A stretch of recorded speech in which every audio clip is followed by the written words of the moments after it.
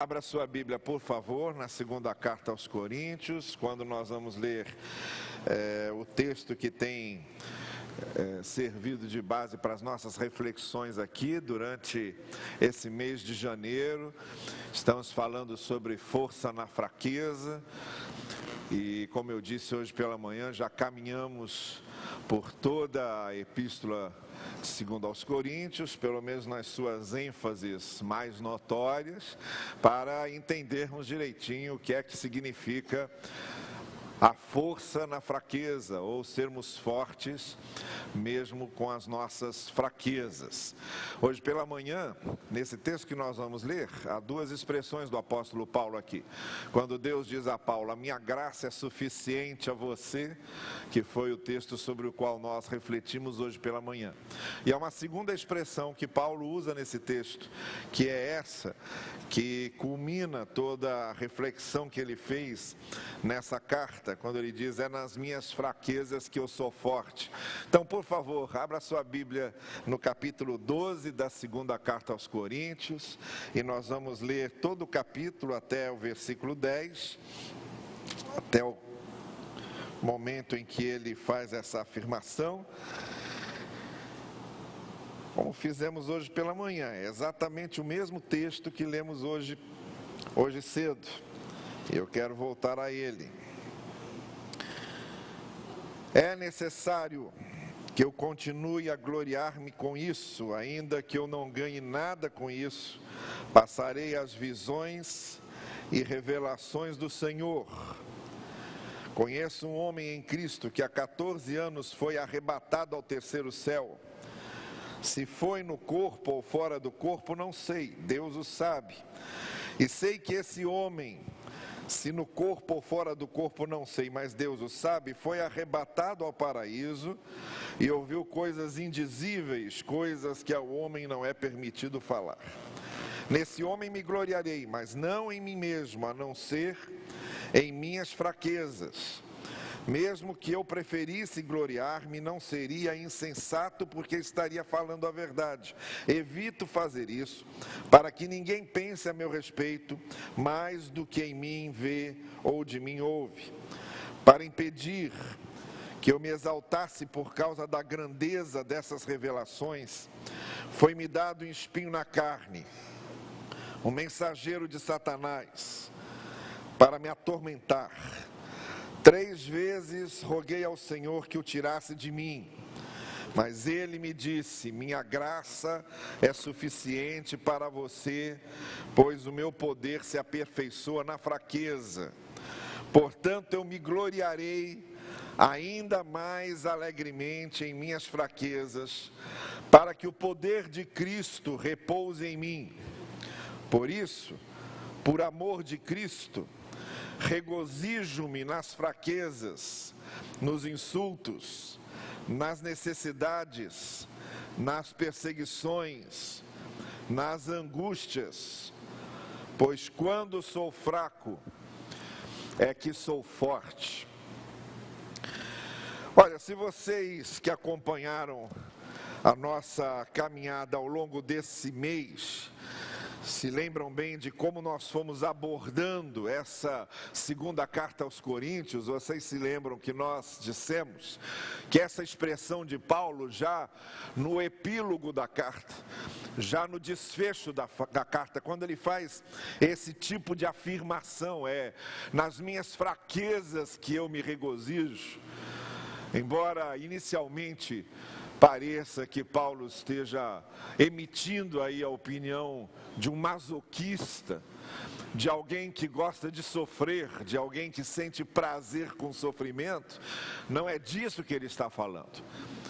Nós vimos que a preocupação de Paulo desde o início até chegar aqui nesse ápice, nessa culminância do seu pensamento, quando ele fala que é forte na fraqueza, nós já vimos quantas outras coisas se desenrolaram e se desenvolveram para compreendermos esse pensamento de Paulo. As mensagens estão aí gravadas à disposição de vocês, e se você não pôde acompanhar nosso raciocínio ao longo desse mês, eu sugiro que você tenha acesso a essas mensagens e as ouça, porque vale a pena nós nos inteirarmos de todo o contexto do qual Paulo está se utilizando para fazer essa afirmação. Mas chegamos então nesse ponto. Qualquer um de nós deseja, conhecendo as nossas fragilidades, conhecendo as angústias que temos de atravessar, conhecendo as coisas que nos enfraquecem, que nos atemorizam, que nos desestabilizam nessa vida, todos nós gostaríamos de fazer a mesma afirmação que o apóstolo Paulo faz aqui. É nas minhas fraquezas que eu me alegro, porque eu sei que é nas minhas fraquezas que sou forte. Há 4 palavras que eu gostaria de destacar essa noite, tentando fazê-los entender de que maneira nós podemos ser fortes na fraqueza. Hoje nós já vimos por que é que a graça é suficiente. Quando Deus diz a Paulo, a minha graça é suficiente para você, ou a minha graça te basta, como nas versões mais antigas, nós já vimos como é que isso funciona de modo prático, de modo aplicável na nossa vida. Hoje o que eu gostaria de refletir com vocês é o que faz com que nós sejamos fortes na fraqueza, de acordo com essa reflexão de Paulo agora no capítulo 12. E obviamente à luz de tudo o que ele disse antes. Quem quer ser forte na fraqueza não consegue isso numa fórmula, não consegue isso numa receita. Ser forte na fraqueza é uma questão de maturidade espiritual.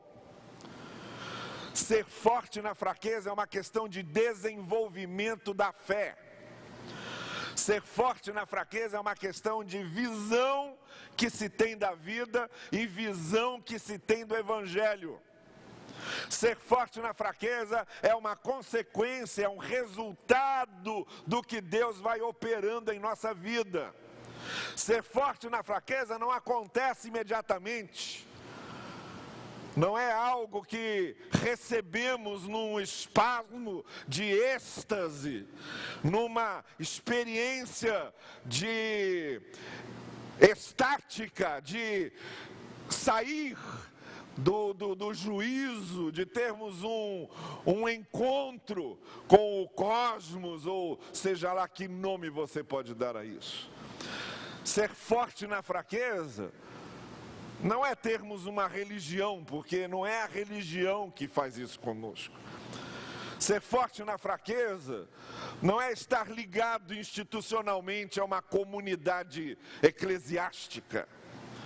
Ser forte na fraqueza é uma consequência de algumas coisas que vão sendo operadas na nossa vida. E se nós permitimos e deixamos que essas coisas aconteçam, nós colhemos. Ser forte na fraqueza é uma colheita. Ser forte na fraqueza é algo que nós colhemos do que está sendo plantado em nós. Então há 4 palavras, 4 coisas que precisam acontecer primeiro na nossa vida, para que nós tenhamos essa experiência de sermos fortes nos momentos das tribulações, das angústias, das fragilidades da vida. A primeira palavra é a palavra abertura. Você precisa ter abertura para Deus. Você precisa estar disposto a ouvir Deus.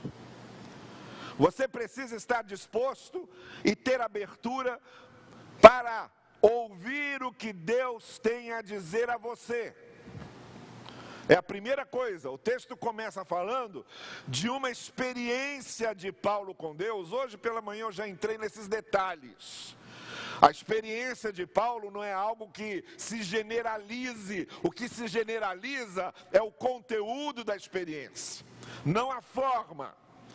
A forma da experiência foi Paulo ter tido uma visão, um sonho. Ele mesmo não sabia explicar isso. Ele mesmo não entendia como é que isso aconteceu. Foi algo fora da sua compreensão racional. Mas não é o formato da experiência de Paulo que nos interessa, até porque o nosso tipo de conversão não foi o mesmo tipo de conversão de Paulo.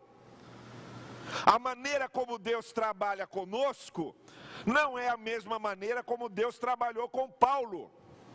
E o que Paulo, a maneira como Paulo foi usada por Deus e foi provada por Deus, nem é a maneira também como somos usados e provados. Então não adianta querermos ter, em termos de forma, a mesma experiência de Paulo. O que nos importa nela é o conteúdo. E o conteúdo da experiência de Paulo é o seguinte: Paulo estava aberto para receber mensagens de Deus. Paulo estava aberto para ouvir a palavra de Deus. Paulo estava aberto para Deus se comunicar com ele. E essa é a primeira coisa que fez com que ele fosse alguém forte na fraqueza, com que ele colhesse essa força na fraqueza, a sua abertura para Deus e para a palavra de Deus. Como é que nós podemos ser fortes na fraqueza, se nós somos fechados para as coisas que Deus quer nos dizer? Talvez sejamos abertos para as coisas que nós gostaríamos que Deus nos dissesse. A maioria de nós está com o coração aberto para ouvir aquilo que gostaríamos que Deus nos dissesse, mas não é assim que a banda toca. O que nos faz fortes na fraqueza não é ouvirmos de Deus apenas o que nos interessa. Não é ouvirmos de Deus apenas o que agrada ao nosso coração. Não é ouvirmos de Deus apenas o que nos conforta.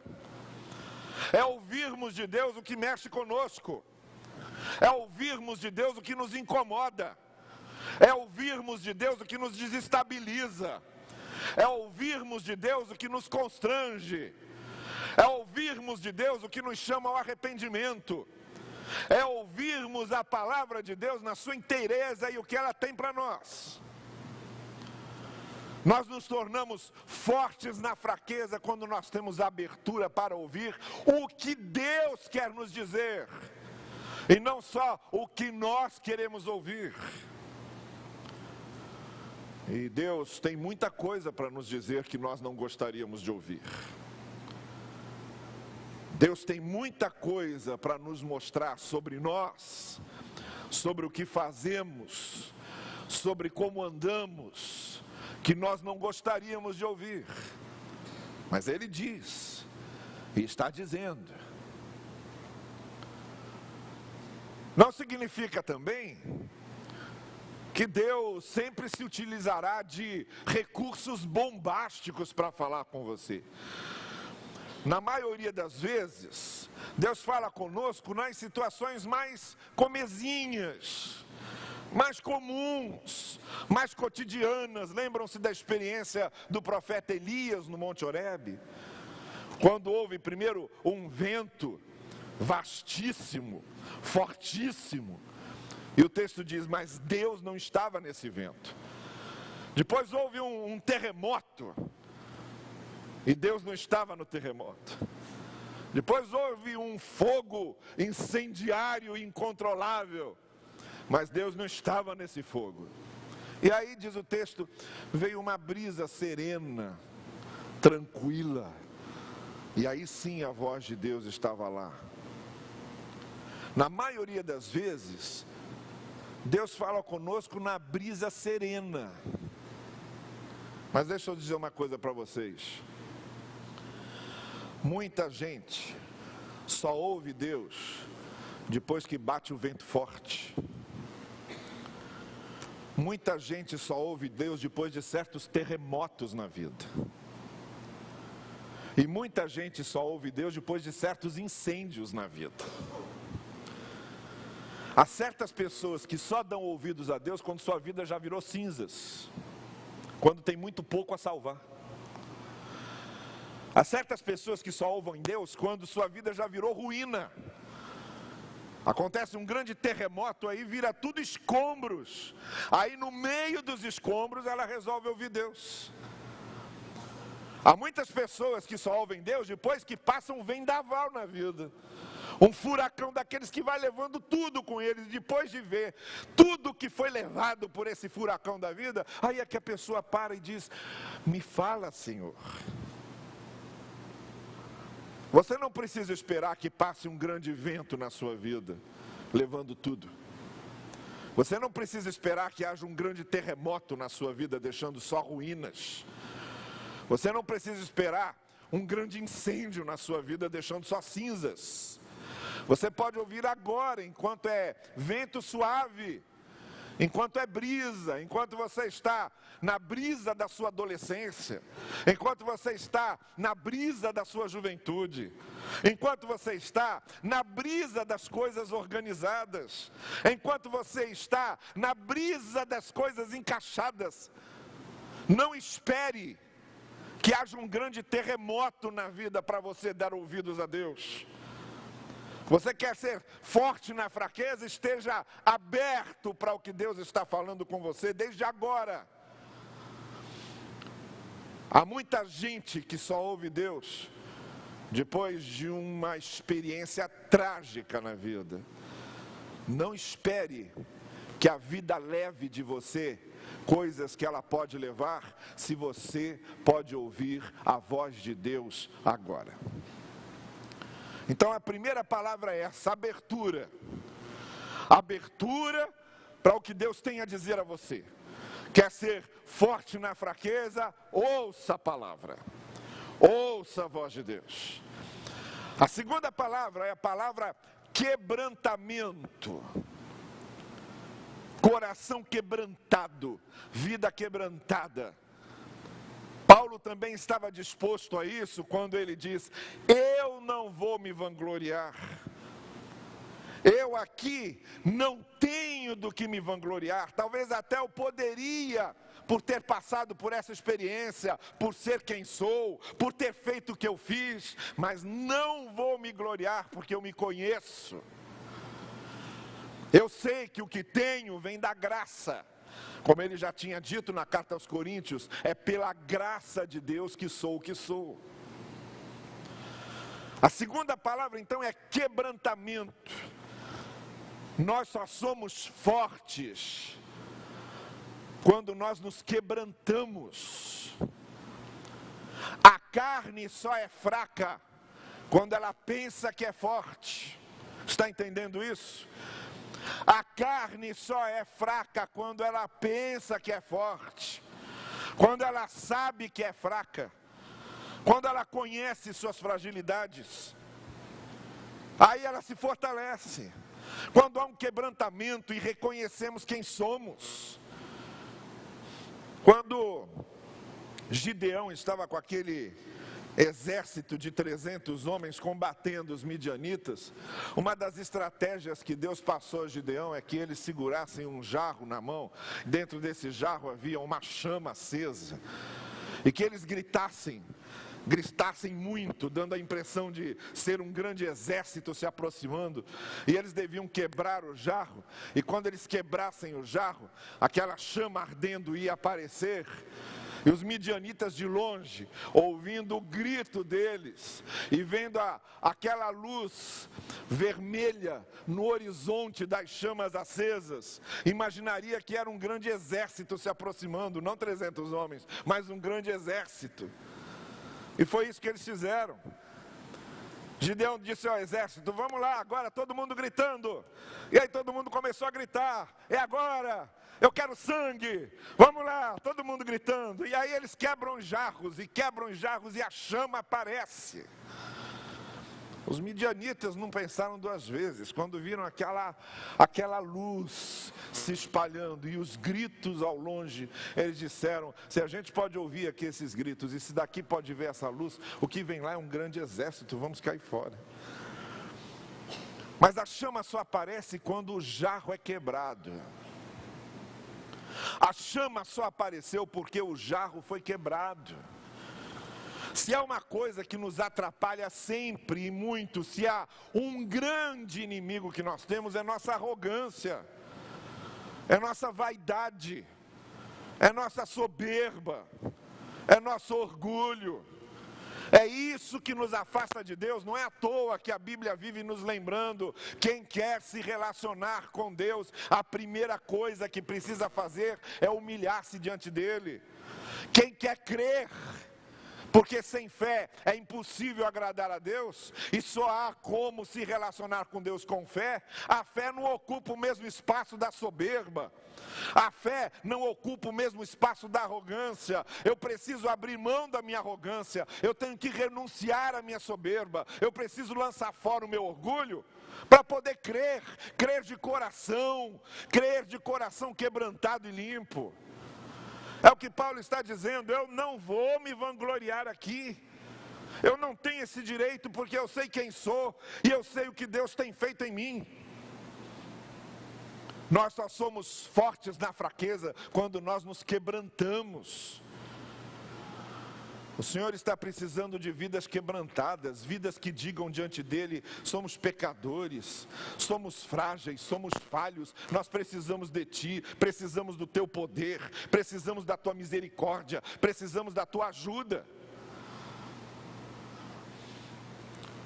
Uma das coisas que me encanta muito na biografia do Dom Helder Câmara, que foi arcebispo de Olinda e Recife, nas décadas de 60 e 70, e principalmente no início da década de 80, ele era uma pessoa respeitada no mundo inteiro. Ele e Madre Teresa de Calcutá. Os dois foram convidados para dar uma entrevista numa televisão em Los Angeles, nos Estados Unidos. Dom Helder e Madre Teresa de Calcutá. E aí, um pouco antes do programa começar, aqueles refletores todos acesos, aquelas câmeras de televisão todas em volta, aí vira Madre Teresa e diz para Dom Helder assim: Dom Helder, eu não consigo sentir que estou aqui representando Jesus, com toda essa parafernália, todos esses refletores em cima de mim. O que fica na minha cabeça é que só eu é que estou aparecendo, Jesus não está aparecendo aqui. E aí Dom Helder virou para ela e disse assim: então, minha irmã, vamos fazer agora uma oração, e vamos pedir que o Senhor Jesus use a mim e a você como aquele jumentinho que Ele usou entrando em Jerusalém, que nós sejamos os jumentinhos de Jesus, em que Ele, na verdade, apareça, e não nós. E aí vira Madre Teresa para ele e diz: Dom Helder, eu não posso fazer essa oração, porque eu não sou um jumentinho, eu sou uma mula velha.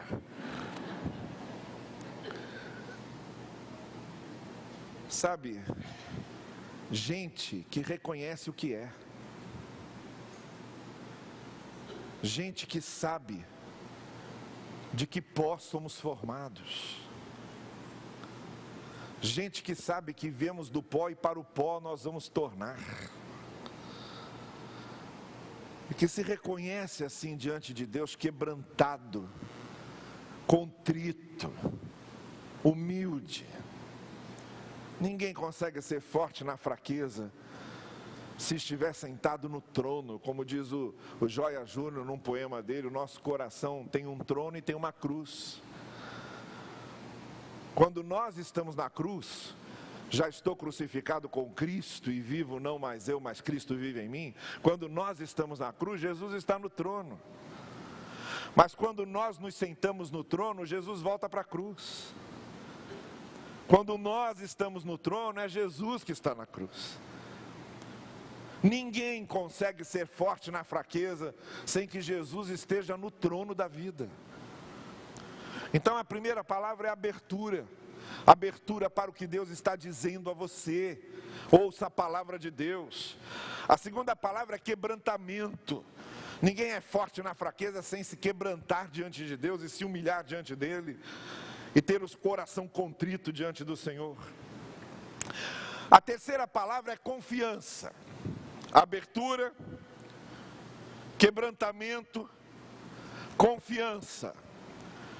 Ninguém consegue ser forte na fraqueza sem confiança nos propósitos de Deus, sem saber internamente e descansar nisso, de que estamos sendo conduzidos por Deus, para que Ele cumpra em nós o seu propósito ou os seus propósitos, ainda que ao redor as coisas não estejam do jeito que nós gostaríamos, ainda que nós não tenhamos o controle de tudo, ainda que nem tudo aconteça como gostaríamos que acontecesse. Paulo diz que recebeu um espinho na carne. Claro que ele não gostaria disso. Tanto não gostaria que ele pede para Deus retirar.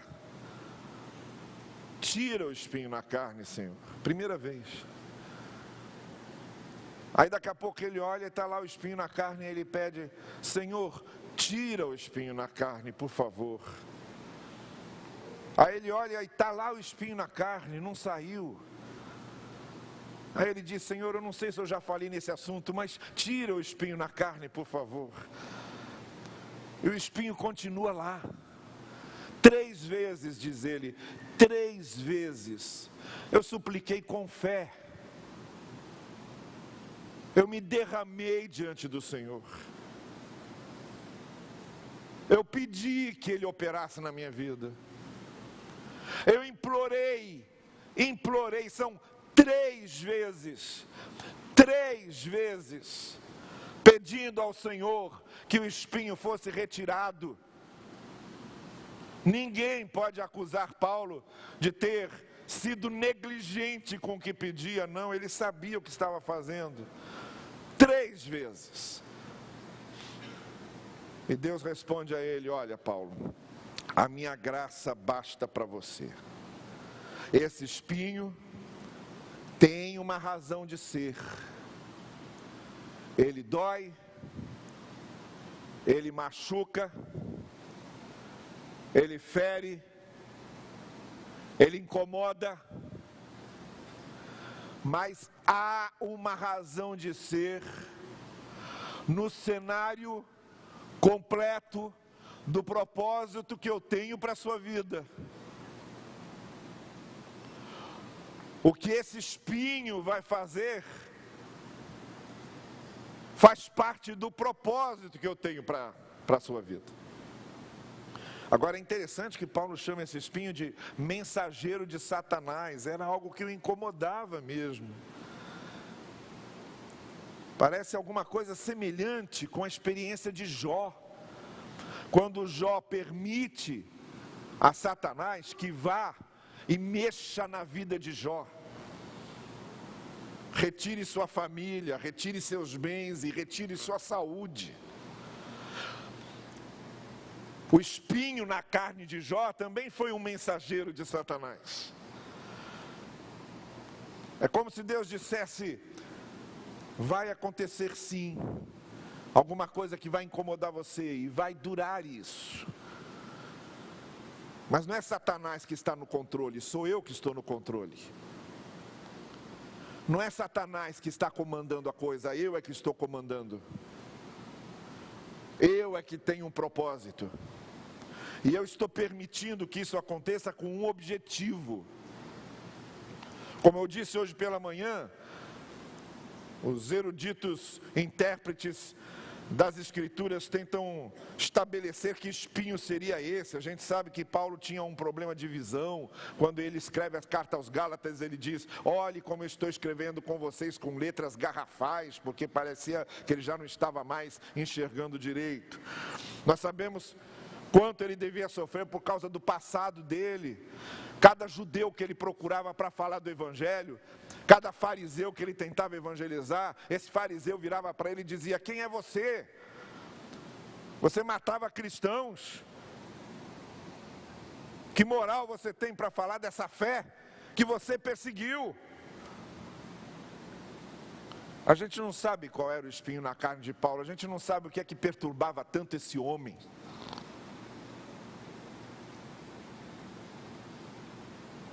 Mas a gente sabe que cada um de nós tem o seu espinho. Cada um de nós tem o espinho com o qual precisa conviver e que vai ser usado por Deus para trabalhar conosco. Mas o que eu quero dizer é o seguinte: o que nos ajuda, creia nisso, o que nos ajuda a convivermos com os espinhos na carne com os quais temos de conviver, é a nossa confiança no propósito do Senhor, é na maneira como confiamos no jeito de Deus trabalhar. É quando nós conseguimos descansar no fato de que Deus está conduzindo o processo. Deus está conduzindo o processo. É disso que Paulo está dizendo: eu estou descansado. Eu confio no propósito de Deus. Dói, dói. Incomoda, incomoda. Fere, fere. Eu gostaria de não ter, não gostaria que estivesse aqui. Mas eu creio, eu confio no propósito de Deus para isso. Não há força na fraqueza sem confiança. Sem confiança no que Deus está fazendo na sua vida. Quando você começa a desconfiar da bondade de Deus, quando você começa a desconfiar do amor de Deus, não tem mais como. Não tem mais nada que Deus possa fazer em você, quando você não confia no que Deus está fazendo. Quando você começa a duvidar se Deus realmente é bom para com você. Quando você começa a duvidar se Deus realmente o ama. Não há nada que Deus possa trabalhar em nós quando nós trabalhamos na base da desconfiança do seu amor e do seu propósito. Foi isso que fez com que o jardim do Éden não fosse usufruído pelo primeiro casal. Eles desconfiaram da bondade de Deus. Deus havia dado uma ordem, eles desobedeceram porque eles desconfiaram se aquilo era realmente uma coisa boa. A tentação da serpente foi exatamente isso. Deus não está interessado em vocês, Ele só não quer que vocês sejam iguais a Ele. Então comam. Entendem? Entendem por que é que nós somos salvos pela fé? Nós só somos salvos pela fé porque nós caímos pela dúvida. Nós só somos salvos pela fé porque a queda veio pela não fé, pela desconfiança, pela incredulidade. E não há como Deus trabalhar na nossa vida com incredulidade. Eu estou dizendo isso porque está cheio de evangélico incrédulo. Está cheio de cristão incrédulo, sem fé verdadeira, sem confiança verdadeira. Gente que está obstaculando a obra de Deus na sua vida, que está com as portas da sua vida fechadas por Deus, para Deus, porque são incrédulos. Não creem, pensam que creem, mas não creem. Não confiam, não obedecem.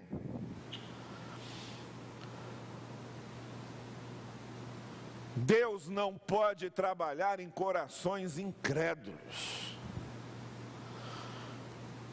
Quando Jesus chamava os fariseus de raça de víboras, não era gente ateia, não. Jesus se dava muito bem, era com os não fariseus, com os não religiosos. A gente visitou lá em Cafarnaum a sinagoga que foi construída por um centurião romano. Um centurião romano, um oficial do exército de Roma, que quando teve o seu servo doente, mandou avisar Jesus que orasse por ele, e Jesus ia para a casa dele. Ele mandou alguém dizer: não venha, porque eu não sou digno de receber-te em minha casa. Agora eu sou um oficial romano, eu sei como é que as coisas funcionam. Eu digo para os meus soldados: vai até ali, volta para cá, e eles me obedecem. Eu te peço que tu ordenes apenas, e eu sei que meu servo ficará curado. Um homem de coração puro, generoso, que construiu uma sinagoga para os judeus, que queria que Jesus curasse um servo. Isso enternecia o coração de Jesus. Isso quebrantava o coração de Jesus. Isso fazia Jesus se emocionar. Jesus nunca se emocionou com religiosos. Jesus nunca foi tocado por fariseus. Jesus nunca se encantou com gente que vive da religião. Jesus se encantava era com os corações abertos.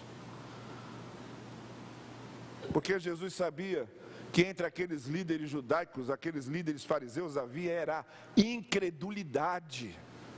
Gente incrédula, ainda que acreditassem que criam em alguma coisa. Jesus não pode trabalhar na vida de um incrédulo. Ou o coração confia nos propósitos do Senhor, ou não existe força na fraqueza. Abertura, quebrantamento,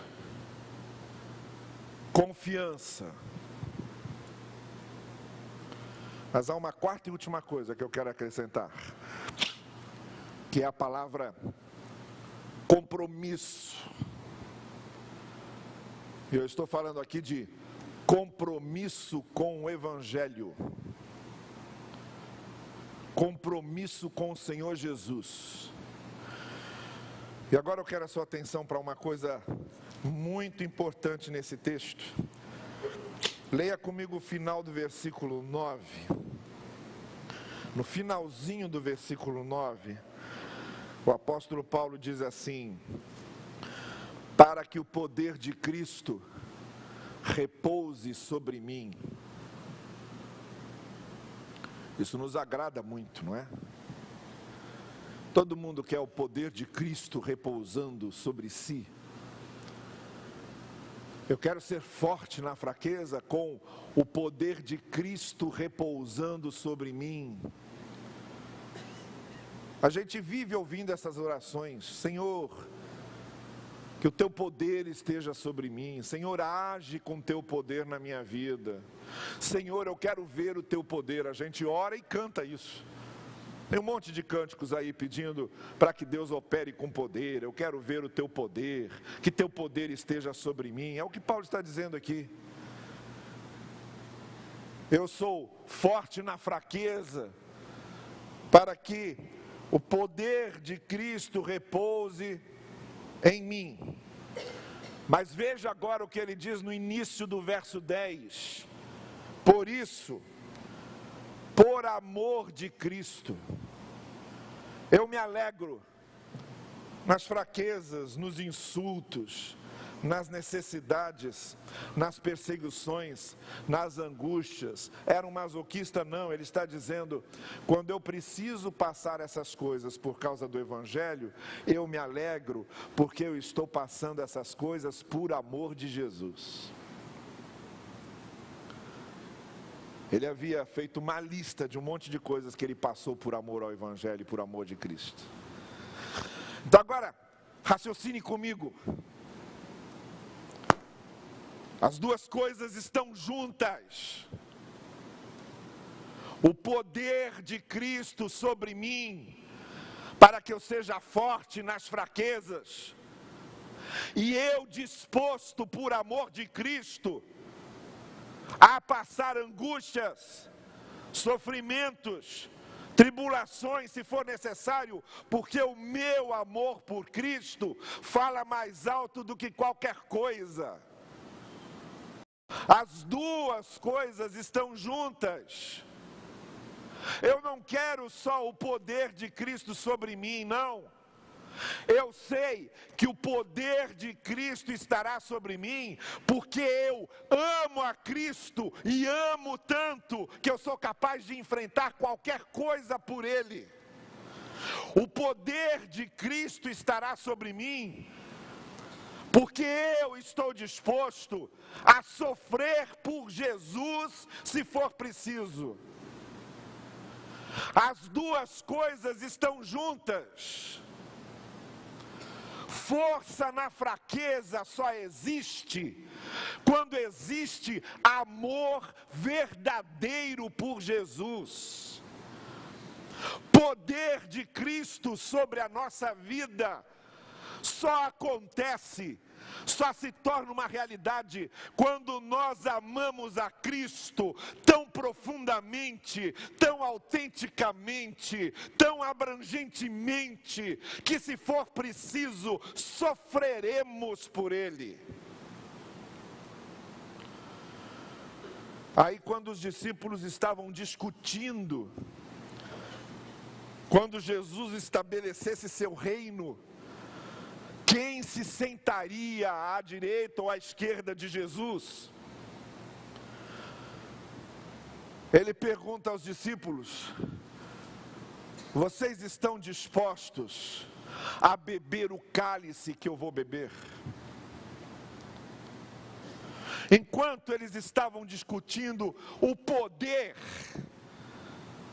a glória, a coroa, Jesus estava interessado em saber se eles o amavam tão profundamente que seriam capazes de beber o mesmo cálice dele, o cálice da cruz. Eu vou ser crucificado por vocês, esse é o meu cálice. Vocês estão dispostos a serem crucificados por mim, se for preciso? Então não discutam quem se sentará à minha direita. Não falem sobre a glória, não falem sobre a coroa, se vocês não estão dispostos primeiro a carregar a cruz.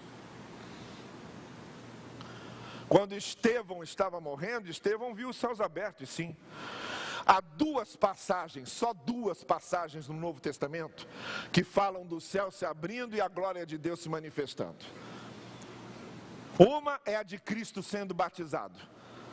Cristo é batizado e o texto diz: os céus se abriram e houve uma voz no céu que disse: este é o meu filho em quem me alegro.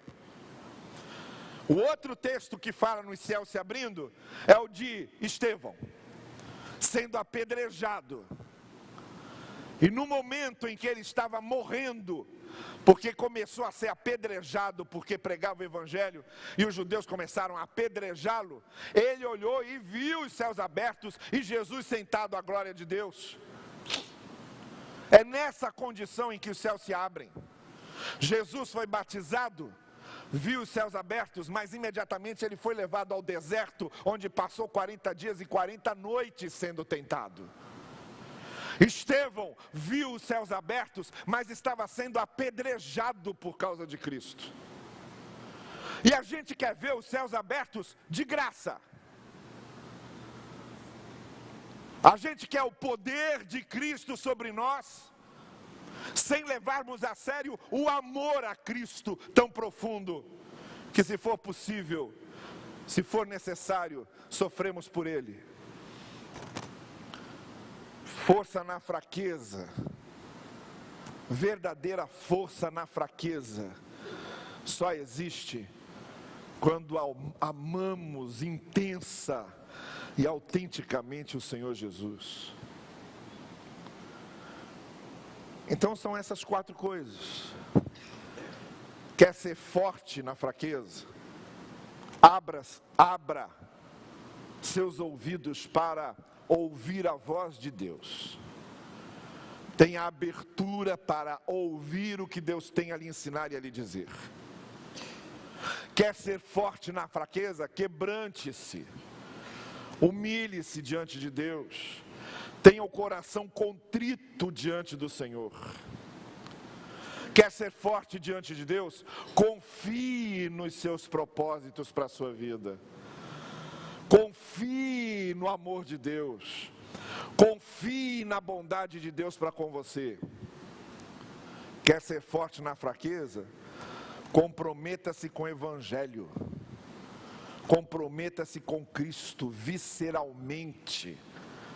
Ame a Jesus de todo o seu coração, porque o poder de Cristo só está sobre nós quando, por amor de Cristo, somos capazes de enfrentar qualquer coisa. Aí nós somos fortes na fraqueza. Aí nós sabemos que as nossas fragilidades não nos derrubam. Aí nós sabemos que nossas fraquezas não nos derrubam. Porque apesar das nossas fragilidades e fraquezas, nós temos a força de Deus conosco, nos conduzindo pela mão e nos tornando aqueles que sabem que não há lugar melhor para estarmos do que ao lado daquele que é o poder e a força da nossa vida. A quem temerei, se o Senhor é a minha rocha, a minha luz e a minha salvação? Que nós realmente aprendamos isso de coração e que o Senhor nos abençoe. Amém.